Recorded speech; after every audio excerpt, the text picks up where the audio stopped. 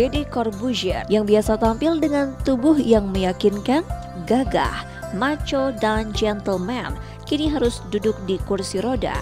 Beberapa waktu lalu, sang mentalis ini rupanya sempat dibawa ke ruang ICU salah satu rumah sakit di Jakarta lantaran mengalami kejang-kejang dan sempat pingsan. Lantas seperti apa kronologis kejadian yang sebenarnya? Jadi, saya tuh pernah tabrakan 5 tahun yang lalu. Saya pernah tabrakan 5 tahun yang lalu dan saya mental di jalanan, ditabrak. Saya tuh ditabrak, terpental 3 kali. Saya jatuh dengan punggung saya tepat di bawah trotoar. Drak. Kenapa? Jalan kaki. Saya serius jalan kaki. Jalan ke arah, saya nganterin teman saya, mobil ngepet mental, udah. Nah itu saya pingsan pada saat itu. Pingsan, tapi tidak gegar otak. Jadi dokter ngecek otaknya, ya udah gitu pulang. Nah, tapi sejak itu punggung saya tuh sering sekali sakit. Cuman kan ya kita orang Indonesia males ya ngecek gituan gitu ya. Dan, kemarin pada saat saya lagi di mall, saya lagi di gym, tiba-tiba saya merasa kok badan saya panas gitu. Badan saya panas, terus saya bilang sama teman saya tolong beliin obat dong. Begitu bilang tolong beliin obat, tiba-tiba saya kejang. Terus saya tahu saya mau pingsan, saya panggil teman saya pegangan, saya bilang tolong saya mau pingsan. Pingsan lah saya. Nah, saya melek itu udah gelap semuanya, saya nggak bisa lihat, tangan saya getar, nekuk, bibir saya miring, stroke.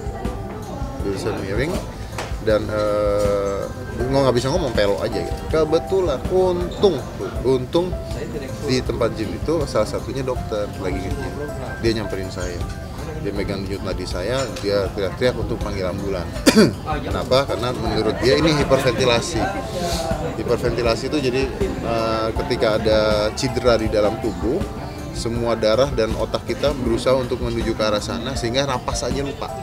Deddy Corbuzier tentu panik mendapati dirinya seperti terserang stroke. Beruntung ada dokter yang bisa menangani dan memberitahu apa penyakit yang menyerang tubuhnya. Setelah sadar dari pingsan dan merasakan tubuhnya begitu sakit, Deddy juga mengalami rasa kantuk yang luar biasa. Namun, ia dilarang untuk tidur oleh dokter. Lantaran sekalinya Deddy memejamkan mata, maka ia tak akan pernah terbangun lagi. Sungguh menyeramkan. Nah yang lucu, saya merasa pada saat itu saya ngantuk banget. Nah saya bingung kan, ini satu badan sakit, dipegang gini aja teriak saya. Dipegang gini saya teriak, satu badan sakit. Tapi saya ngantuk tiba-tiba, kan ada yang nggak benar ya. Nah saya nanya sama dokter sambil pelo-pelo itu, dok saya ngantuk kenapa? Dokter bilang, mas jangan tidur.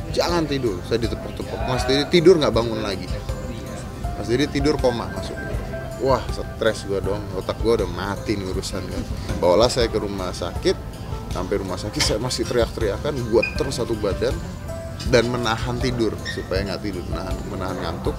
Sama dokternya disuntik morfin lah supaya relax semuanya. Begitu disuntik morfin dan masukin painkiller, baru saya bisa mulai berpikir tenang gitu. Baru tenang, saya nanya kenapa ini, baru bisa ngomong, ini baru balik gitu. Yaitu karena untungnya saya tidak masuk ke fase stroke atau koma. Kalau saya tadi sampai tidur, saya masuk ke fase stroke dan koma. Itu untung sekali bahwa ada dokter di sana dan saya bertanya.